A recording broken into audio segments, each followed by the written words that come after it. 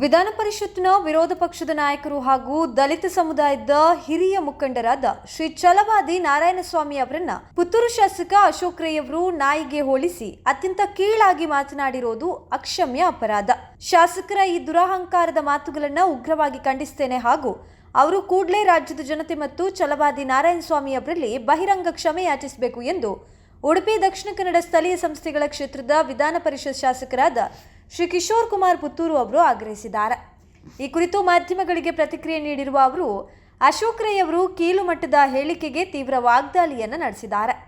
ಇತ್ತೀಚೆಗೆ ಛಲವಾದಿ ನಾರಾಯಣಸ್ವಾಮಿ ಅವರು ಪುತ್ತೂರಿಗೆ ಭೇಟಿ ನೀಡಿದ್ದಾಗ ರಾಜ್ಯ ಸರ್ಕಾರದ ಮತ್ತು ಸ್ಥಳೀಯ ಶಾಸಕರ ವೈಫಲ್ಯಗಳ ಬಗ್ಗೆ ವಾಸ್ತವಿಕ ಸತ್ಯವನ್ನು ತಿಳಿಸಿದ್ರು. ವಿರೋಧ ಪಕ್ಷದ ನಾಯಕರಾಗಿ ಸರ್ಕಾರದ ತಪ್ಪುಗಳನ್ನು ಎತ್ತಿ ತೋರಿಸಿರುವಂಥದ್ದು ಅವರ ಕರ್ತವ್ಯ. ಆದರೆ ಸತ್ಯವನ್ನು ಅರಗಿಸಿಕೊಳ್ಳಲಾಗದ ಶಾಸಕ ಅಶೋಕ್ ರೈ ಒಬ್ಬ ಹಿರಿಯ ದಲಿತ ನಾಯಕನನ್ನ ನಾಯಿ ಎಂದು ಜರೆಯುವ ಮಟ್ಟಕ್ಕೆ ಇಳಿದಿದ್ದಾರೆ. ಇದು ಅವರ ಹತಾಶೆ ಮತ್ತು ಅಧಿಕಾರದ ಮದವನ್ನು ತೋರಿಸುತ್ತದೆ. ಸತ್ಯ ಹೇಳುವವರನ್ನ ನಾಯಿ ಎನ್ನುವುದೇ ಕಾಂಗ್ರೆಸ್ ಪಕ್ಷದ ಸಂಸ್ಕೃತಿಯೇ ಎಂದು ಶಾಸಕ ಕಿಶೋರ್ ಕುಮಾರ್ ಪ್ರಶ್ನಿಸಿದ್ದಾರೆ. ನಾರಾಯಣಸ್ವಾಮಿ ಅವರು ಕೇವಲ ವಿರೋಧ ಪಕ್ಷದ ನಾಯಕರಲ್ಲ, ಅವರು ಪರಿಶಿಷ್ಟ ಜಾತಿ ಸಮುದಾಯದ ಪ್ರಬಲ ಧ್ವನಿ. ಅಂತಹ ನಾಯಕನನ್ನ ನಾಯಿಗೆ ಹೋಲಿಸಿರುವಂಥದ್ದು ಮತ್ತು ಛಲವಾದಿ ನಾಲಾಯಕ ಸ್ವಾಮಿ ಎಂದು ಅವಹೇಳನಕಾರಿಯಾಗಿ ಕರೆದಿರುವಂಥದ್ದು ಕೇವಲ ಅವರಿಗಾದ ಅಪಮಾನವಲ್ಲ, ಬದಲಾಗಿ ಇಡೀ ದಲಿತ ಸಮುದಾಯಕ್ಕೆ ಮಾಡಿದ ಘೋರ ಅವಮಾನವಾಗಿದೆ.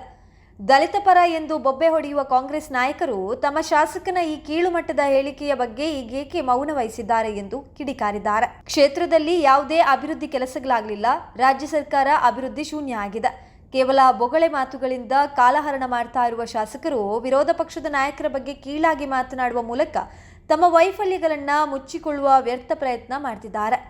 ರಾಜ್ಯಾದ್ಯಂತ ಬಿಜೆಪಿ ಹಮ್ಮಿಕೊಂಡಿರುವ ವಿಕಸಿತ ಭಾರತ ಸಂಕಲ್ಪ ಯಾತ್ರೆಯ ಯಶಸ್ಸು ನೋಡಿ ಅವರಿಗೆ ನಡುಕ ಶುರುವಾಗಿದೆ ಎಂದು ಕಿಶೋರ್ ಕುಮಾರ್ ಲೇವಡಿ ಮಾಡಿದ್ದಾರೆ.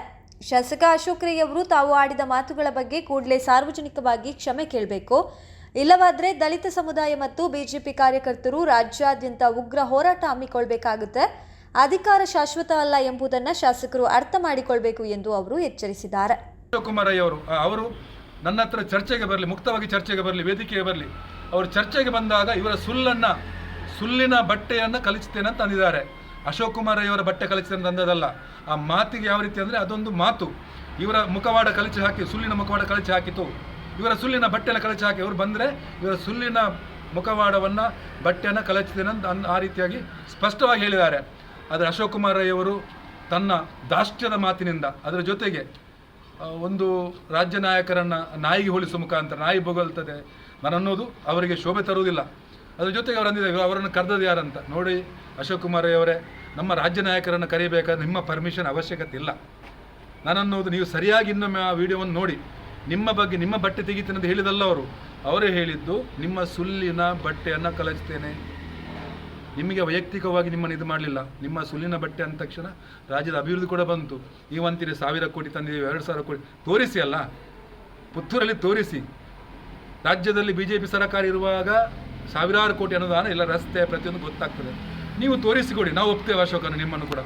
ನೀವು ಶಾಸಕರು ನಿಮಗೆ ಗೌರವ ಕೊಡ್ತೇವೆ. ಹಾಗೆ ಅಂತೇಳಿ ಇಲ್ಲಿ ಅಭಿವೃದ್ಧಿ ಆಗಲಿಲ್ಲ, ಅಭಿವೃದ್ಧಿ ಶೂನ್ಯ ಸರ್ಕಾರ. ಇಡೀ ರಾಜ್ಯದ ಜನತೆಗೆ ಗೊತ್ತುಂಟು. 1,94,000 ಕಿಲೋಮೀಟರ್ ರಸ್ತೆ ಉಂಟು, ಗ್ರಾಮೀಣ ರಸ್ತೆ. ನಿಮ್ಮ RDPR ಸಚಿವರು ಅಂತಾರೆ 1,000 ಕೋಟಿ ಇಟ್ಟಿದ್ದೀವಿ ಅಂತ. ಎಲ್ಲಿ ಬಂದಿದೆ? ಯಾವುದಾದ್ರು ಗ್ರಾಮೀಣ ಭಾಗ ನೋಡಿ. ಅದರ ಜೊತೆ ನೀವಂತೀರಿ ನಿಮಗೆ ಬೈಲಿಕ್ಕೆ ನಾವು ಛಲವಾದಿ ನಾರಾಯಣಸ್ವಾಮಿ ಅವರನ್ನು ಕರೀಬೇಕಂತಿಲ್ಲ. ರಾಜ್ಯದ ಹಿರಿಯರು ನಿಮಗೆ ಬಯಸಲಿಕ್ಕೆ ಕರೆದದ್ದು ಕೂಡ ಅಲ್ಲ. VBG ರಾಮ್ಜಿಯನ್ನು ಅತ್ಯಂತ ಜನಪರ ಇದನ್ನು ಜನರಿಗೆ ಮುಟ್ಟಿಸ್ಲಿಕ್ಕೆ ಅವರನ್ನು ಕರೆದಿದ್ದೀವಿ. ಮತ್ತು ನಿಮಗೆ ಬೈಲಿಕ್ಕೆ ನಿಮ್ಮ ಸರ್ಕಾರವನ್ನು ಪ್ರತಿಯೊಬ್ಬ ಗ್ರಾಮ ಪಂಚಾಯತ್ ಸದಸ್ಯ ಬೈತಿದ್ದಾನೆ. ಎಲ್ಲಿಂಟು ಅಭಿವೃದ್ಧಿ? 15 ಹಣಕಾಸನ್ನು ಬಿಟ್ಟರೆ ನಿಮ್ಮ ರಾಜ್ಯ ಸರ್ಕಾರ ಕೊಡುವಂಥ 10 ಲಕ್ಷ. 10 ಲಕ್ಷದಲ್ಲಿ ಪ್ರತಿ ಪಂಚಾಯತ್ಗೆ ಹೋದಾಗ ಗೊತ್ತಾಗ್ತದೆ 6 ಲಕ್ಷ ಅವರಿಗೆ ಸಂಬಳ ಕೊಡುವಂಥದ್ದು. ಇದಕ್ಕೆ ಇವರಿಗೆ ಅಲ್ಲಿರ್ತಕ್ಕಂಥ ಆಡಳಿತ ಮಂಡಳಿ ಇವರಿಗೆ ಸರ್ಕಾರ ಕೊಡುವಂಥದ್ದು. ಅದರಲ್ಲಿ 6 ಲಕ್ಷ ಸಿಬ್ಬಂದಿ ವೇತನಕ್ಕೆ ಹೋಗ್ತದೆ, 4 ಲಕ್ಷ ಎಲೆಕ್ಟ್ರಿಸಿಟಿ ಬಿಲ್ ಕಟ್ಟಲಿಕ್ಕೆ. ಎಲ್ಲಿ ಉಂಟು ಅಭಿವೃದ್ಧಿ? ಕೇವಲ ಪ್ರತಿ ಪಂಚಾಯತ್ ಕೂಡ 15 ಹಣಕಾಸನ್ನೇ ನಂಬಿದ್ದದ್ದು. ಆ ಕಾರಣಕ್ಕೆ ಅಭಿವೃದ್ಧಿ ಕೂಡ ಆಗಿದೆ. ಕೋಟಿಗಟ್ಟಲೆ ಹಣ ಕೊಟ್ಟಿದ್ದಾರೆ. ನನ್ನನ್ನೋದು ದಯವಿಟ್ಟು ಇದೊಂದು ಪುಣ್ಯದ ಮಣ್ಣು. ನೀವು ಶಾಸಕರಿದ್ದೀರಿ, ನೀವು ನಿಮ್ಮ ಮಾತಲ್ಲಿ ಅಂದಿದ್ದೀರಿ ನೀವು ಅಧಿಕಾರ ಬರ್ತದೆ ಹೋಗ್ತದೆ ಅಂತ. ಅದಕ್ಕೋಸ್ಕರ ಅಧಿಕಾರ ಇದೆ ಅನ್ನೋ ಕಾರಣಕ್ಕೋಸ್ಕರ ದಯವಿಟ್ಟು ಈ ರೀತಿಯಾಗಿ ನಾಯಿಗೆ ಹೋಲಿಸುವಂಥದ್ದು. ಅದು ಕೂಡ ಪರಿಶಿಷ್ಟ ಜಾತಿಯವರು, ಒಂದು ಶೆಡ್ಯೂಲ್ ಕಾಸ್ಟ್ಗೆ ಸಂಬಂಧಪಟ್ಟವರು. ನಾನನ್ನೋದು ಎಲ್ಲ ಶೆಡ್ಯೂಲ್ ಕಾಸ್ಟ್ ಎಲ್ಲ ಪ್ರತಿಯೊಂದು ನಾಯಕರು, ಯುವಕರು, ಪ್ರತಿಯೊಂದು ಕಾಲೋನಿಯವರು ಎದ್ದು ನಿಂತರೆ ನಿಮ್ಮ ಅಧಿಕಾರ ನಿಲ್ತದ ಅಶೋಕಣ್ಣ? ಆ ಕಾರಣಕ್ಕೆ ನೀವು ನಿಮ್ಮ ಮಾತಿಗೆ ನೀವು ಕ್ಷಮೆಯನ್ನು ಕೇಳಬೇಕು. ನಮಗೆ ನೋವಾಗಿದೆ, ಕರೆದದ್ದು ನಾವು ಅಂದರೆ ರಾಜ್ಯದವರು ಹೇಳಿದ ಮೇರೆಗೆ ನಾವು ಕರೆದಿದ್ದೇವೆ, ಅವರು ಭಾಷಣ ಮಾಡಿದ್ದೇವೆ. 8 ಕ್ಷೇತ್ರದಲ್ಲಿ ನಾವು ಮಾಡ್ತೇವೆ ಅಂದರೆ ಗ್ರಾಮಾಂತರ ನಗರ ಸೇರಿ 9 ಕ್ಷೇತ್ರದಲ್ಲಿ ಕೂಡ ಇದನ್ನು ಈ ಹೋರಾಟ ಅಲ್ಲ, ಇದು ನಿಮ್ಮ ಹೋರಾಟಕ್ಕೆ ನಾವನ್ನೋದು ಮೋದಿಜಿಯವರು ಯಾವ ರೀತಿ ನಾ ಕಾವುಂಗ ನಾ ಕಾನೆದುಂಗ, ನಿಮ್ಮ ಕಾಂಗ್ರೆಸ್ನವ್ರು ಯಾವ ರೀತಿ ಇತ್ತಂದರೆ ಈ ಮಹಾತ್ಮ ಗಾಂಧಿ ನರೇಗಾದ ಹೆಸರಲ್ಲಿ ಗಾಂಧೀಜಿಯವರ ಹೆಸರಲ್ಲಿ ಇದೊಂದು ಬಂಗಾರದ ಕೋಳಿ ಮೊಟ್ಟೆ ಇಡ್ತಿತ್ತು, ಅದನ್ನು ಈಗ ನಿಲ್ಲಿಸ್ತಾರೆ. ಆ ಕಾರಣಕ್ಕೋಸ್ಕರ ಹಾಪಾಹಾಪಿತನ ಇಡೀ ರಾಜ್ಯದಲ್ಲಿ ಉಂಟು, ಇಡೀ ದೇಶದಲ್ಲಿ. ಕರ್ನಾಟಕ ಬಿಟ್ಟರೆ ಪಂಜಾಬ್ ಎಲ್ಲೂ ಕೂಡ ಪ್ರತಿಭಟನೆ ಆಗ್ತಾಯಿಲ್ಲ. ನೀವು ಪ್ರತಿಭಟನೆ ನಿಲ್ಲಿಸಿ VBG ರಾಮ್ಜಿಗೆ ಸಾಥ್ ಕೊಡಿ. ಆ ಮುಖಾಂತರ ಈ ನರೇಂದ್ರ ಮೋದಿಜಿಯವರು ಏನು 10 ವರ್ಷದಲ್ಲಿ ಅಭಿವೃದ್ಧಿಯನ್ನು ಮಾಡಿದಾರಲ್ಲ, ಈ ದೇಶದ ಆರ್ಥಿಕತೆ 13ರಿಂದ 4ನೇ ಸ್ಥಾನಕ್ಕೆ ಬಂದು ನಿಂತಿತ್ತಲ್ಲ, ಆ ಕಾರಣಕ್ಕೆ ನೀವು ಕೂಡ ಇದಕ್ಕೆ ಸಹಕಾರ ಕೊಡಿ. ದಯವಿಟ್ಟು ನಿಮ್ಮ ಮಾತಿನ ಏನು ಆ ಭರಾಟೆಯಲ್ಲಿ ಈ ಥರ ಹೇಳಿದ್ದೀರಿ, ದಯವಿಟ್ಟು ನೀವು ಆ ಹಿರಿಯರಿಗೆ ಕ್ಷಮೆಯನ್ನು ಕೇಳಬೇಕಂತ ಮಾಧ್ಯಮ ಮುಖಾಂತರ ಒತ್ತಾಯ ಮಾಡ್ತೇನೆ.